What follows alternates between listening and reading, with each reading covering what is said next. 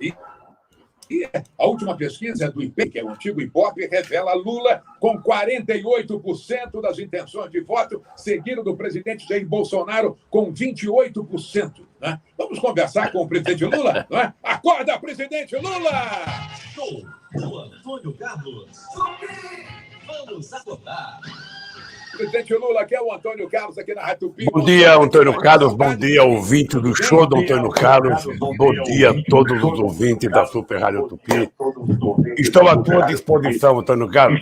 Se bem que é importante você dizer que eu ainda não decidi a minha candidatura, porque eu preciso demorar algum tempo ainda para decidir a minha candidatura. Mas eu acho que as coisas estão caminhando bem e é um prazer poder, nessa terça-feira, falar com você, querido. Não, ainda não, porque nós estamos discutindo uma aliança com alguns partidos políticos. Se discute muito o nome do ex-governador Alckmin, mas ele ainda não tem partido político, ele ainda não se filiou a nenhum partido político.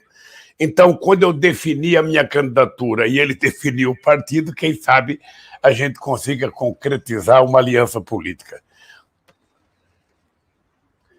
Olha, se você está falando, vamos levar em conta o que você está falando. Vamos levar em conta. Afinal de contas, o tempo que você tem de experiência na política, você tem o direito de dar um palpite.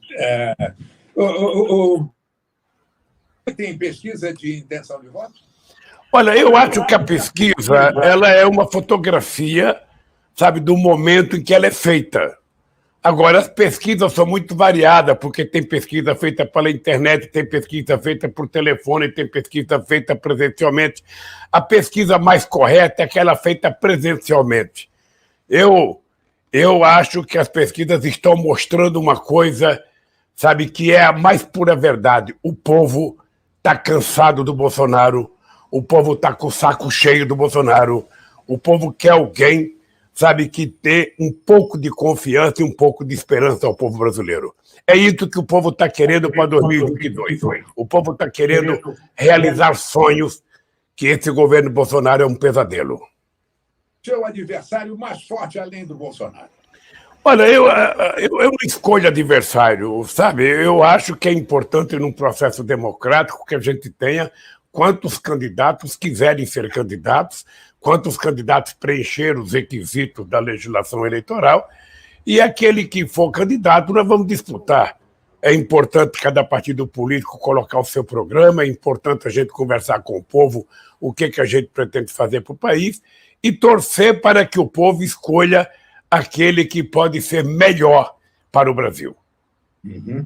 Olha, seus eleitores do Rio de Janeiro querem saber quais são as vantagens em eleger o Lula presidente da República. Olha, Antônio Carlos, o povo me conhece. Eu posso te dizer sem nenhum papel na mão, que nunca na história do Brasil um presidente da República investiu tantos recursos do governo federal no Rio de Janeiro. Nunca se gerou tanto emprego no Rio de Janeiro, sobretudo na indústria naval, sobretudo na indústria de óleo e gás, ou seja, na indústria da construção civil, nas obras de infraestrutura, com a aprovação do PAC, ou seja, nós fizemos obras extraordinárias no Rio de Janeiro, inclusive o Compege, que já era para estar pronto e que ainda não está pronto, que é uma coisa lamentável. Eu acho que ninguém nunca fez a quantidade de investimento que nós fizemos, as parcerias com prefeitos e com o governador, e eu acho que o Rio de Janeiro está se ressentindo disso, porque hoje o Rio de Janeiro tem 1 milhão de jovens que nem estão na escola, nem trabalham. O Rio de Janeiro tem a gasolina mais cara do Brasil. A mais cara do Brasil. Tem um custo de vida enorme, tem um desemprego muito grande no Rio de Janeiro, e o que nós estamos percebendo é que o governo federal ele não dá nenhuma importância, e não dá importância devida ao Rio de Janeiro.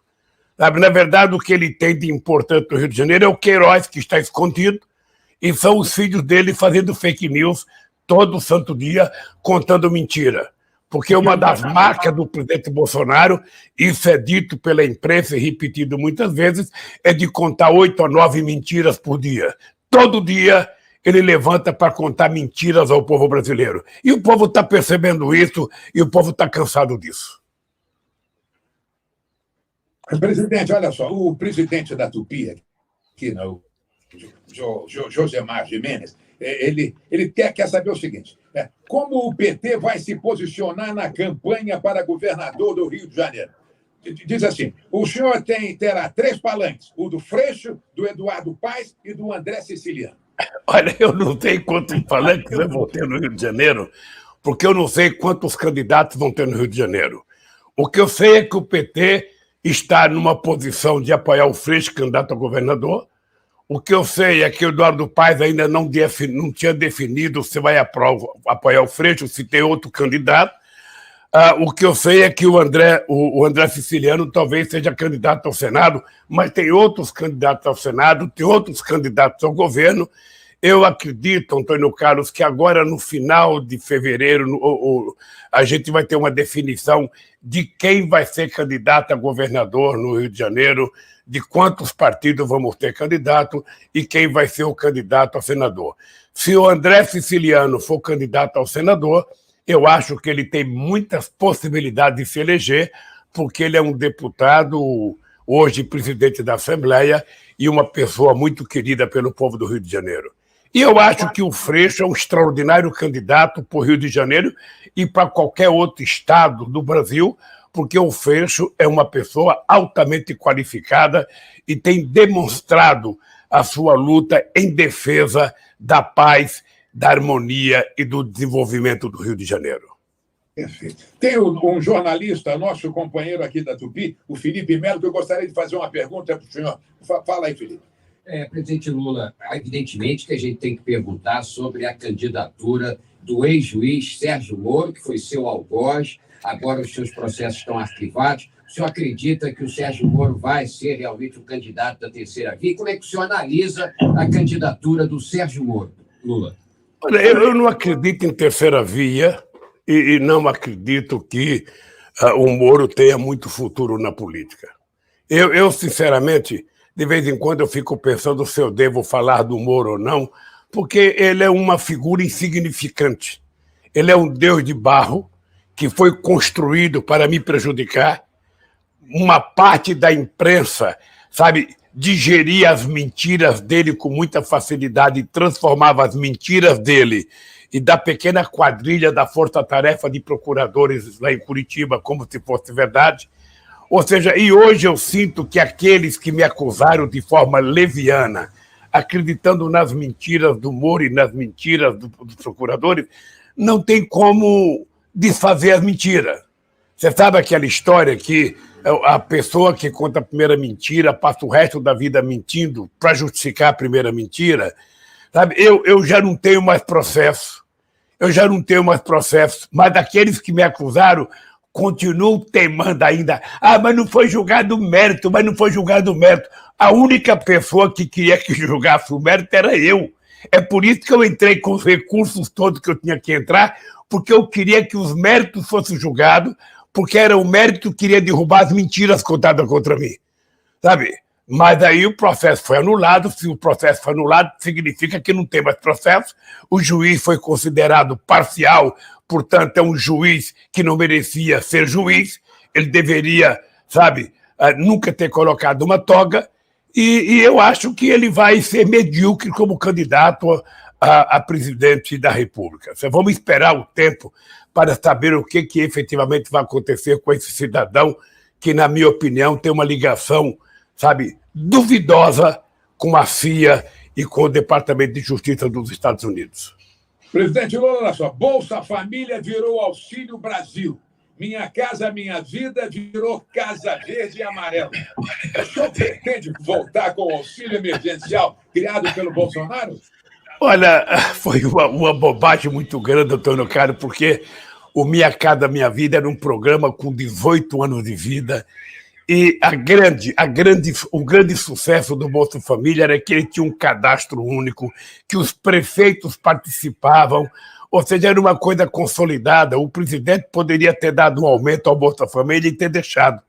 Mas o presidente, como todo e qualquer político medíocre, como todo e qualquer político pequeno, como todo e qualquer político que joga rasteiro, ele acha que ele pode enganar a população tentando inventar um programa para dizer que é seu no ano eleitoral.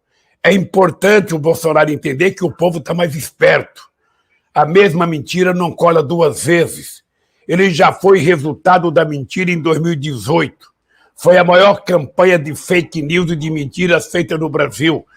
Ele não participou de debate. Então, eu estou convencido que o povo brasileiro vai querer programas que sejam perenes, programas que sejam definitivos.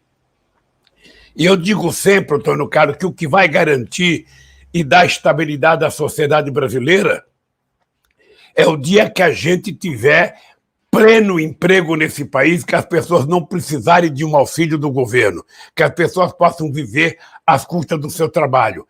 E é esse país que nós precisamos construir. Você está lembrado que no meu período de governo, nós conseguimos criar 20 milhões de empregos com carteira profissional nesse país. Hoje, além do desemprego muito grande, nós temos o chamado trabalho intermitente, aquele trabalho que é, na verdade, um bico, que as pessoas trabalham quando tem, as pessoas não têm 13º, as pessoas não têm férias, as pessoas não têm previdência social, as pessoas estão desamparadas, sabe, como nos anos 50, nos anos 40. Ou seja, houve um retrocesso no Brasil. Então, eu acho que nós precisamos fazer políticas que sejam consistentes.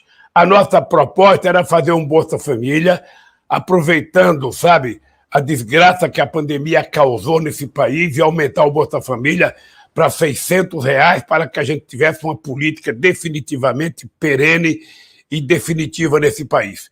Vamos ver o que vai acontecer. Primeiro, eu não posso dizer o que eu vou fazer. Eu tenho que primeiro trabalhar, tentar ganhar as eleições, definir a minha candidatura e aí sim a gente vai dizer o que a gente vai fazer nesse país. O povo sabe o que nós somos capazes de fazer, porque é o melhor momento da história do Rio de Janeiro, de investimento em transporte, em tratamento de água, de esgoto, em investimento em renovação do sistema ferroviário, de metrô, de ônibus, foi no governo do PT, além dos grandes investimentos em educação, além dos investimentos na Petrobras, além dos investimentos na indústria de óleo e gás, além na indústria da construção, da indústria naval, que tinha só 3 mil trabalhadores e que nós fizemos ela chegar a 82 mil trabalhadores.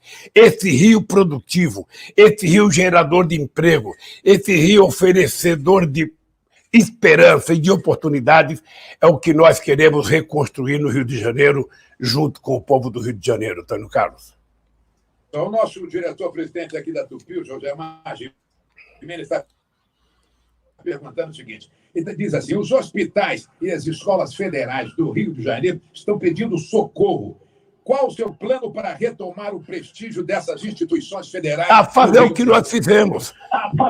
Fazer o orçamento, ser responsável para dar garantia aos professores, aos especialistas, aos pesquisadores, sabe, a capacidade das universidades funcionar na sua plenitude.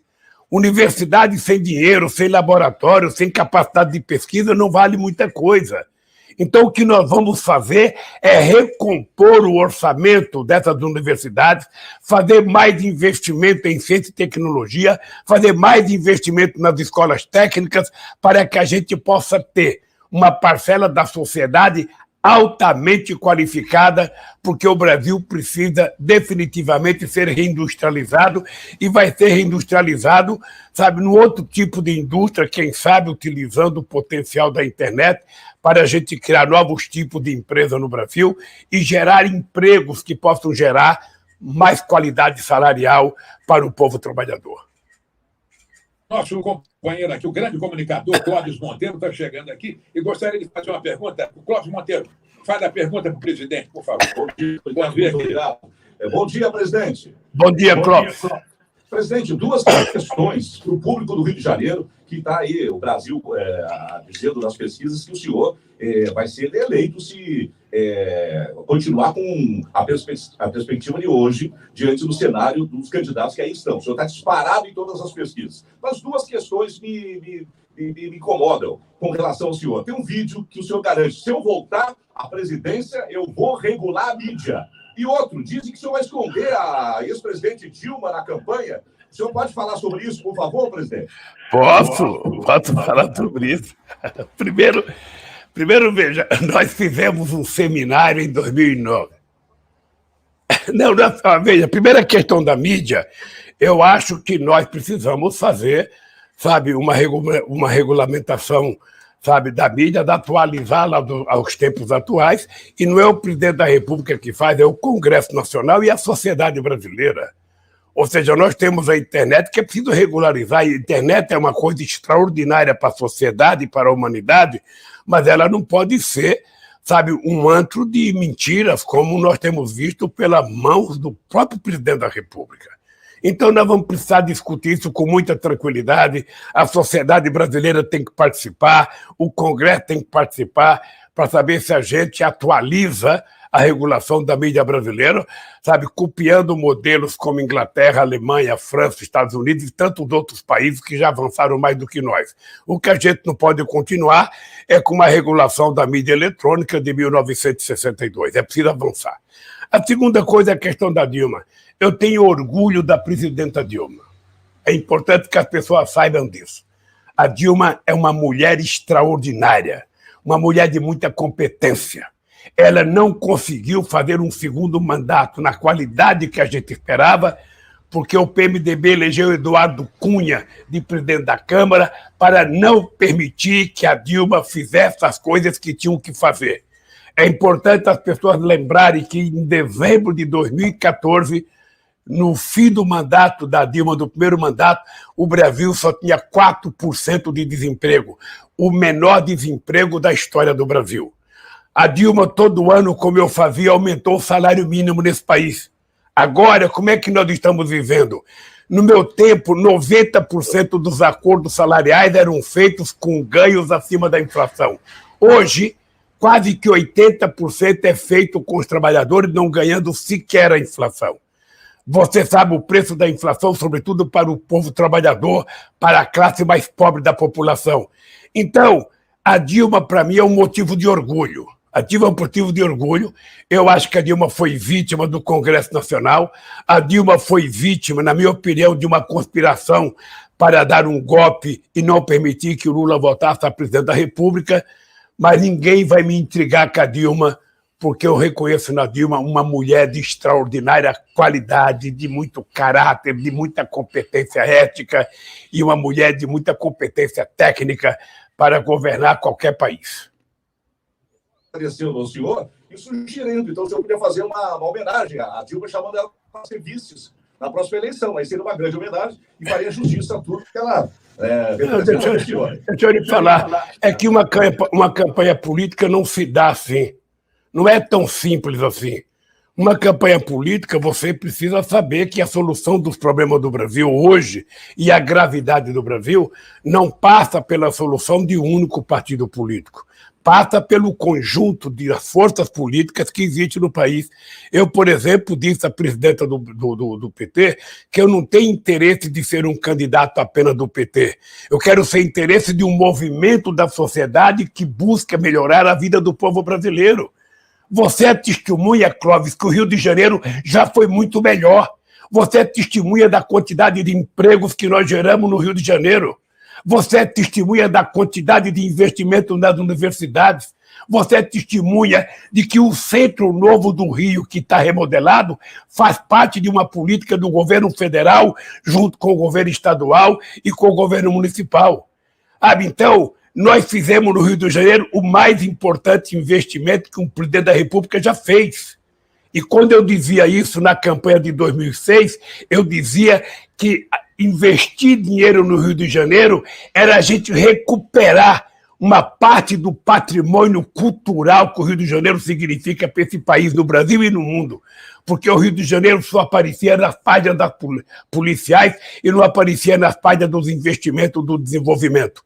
E eu tenho orgulho, porque nós levantamos a moral do Rio de Janeiro, lamentavelmente, depois deixaram a peteca cair, e o Rio está afundado hoje com desemprego, com mais de 1 milhão de jovens desempregados sem estudar, sabe, com a inflação muito cara, com a gasolina, 8% o litro da gasolina, coisas que não podem continuar efetivamente. Por isso é que nós vamos mudar e eu tenho certeza que o povo do Rio de Janeiro vai tomar atitudes para mudar o Rio de Janeiro e recuperar a beleza, o prestígio e a qualidade de vida do Rio de Janeiro.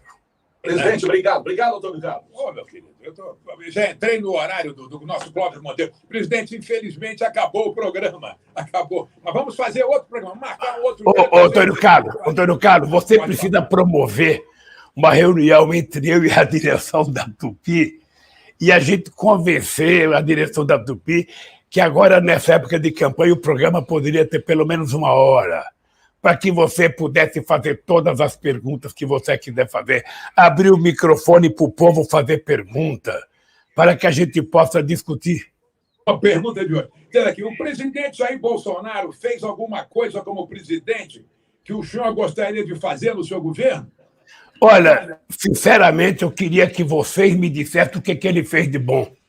Ele inventou o Queiroz, que eu não tenho por que querer inventar um Queiroz.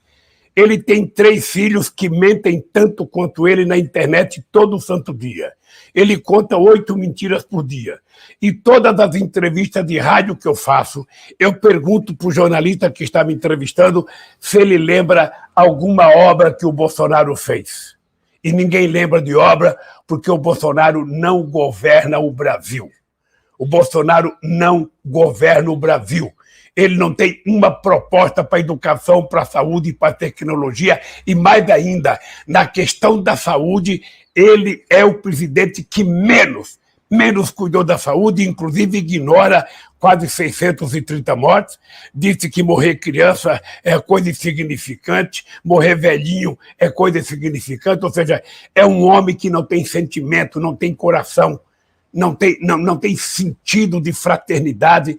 Então, sinceramente, eu gostaria que vocês fizessem uma lista das coisas que ele fez nesse país, porque até agora eu estou esperando uma obra dele. Eu sei que ele foi a São Briel da Cachoeira inaugurar uma ponte de 18 metros. Né? Era, na verdade, uma pinguela, que ele chamava de ponte. Mas ele não tem feito nada a não ser refém do Congresso Nacional. Hoje, quem governa o Brasil são os deputados através do orçamento secreto.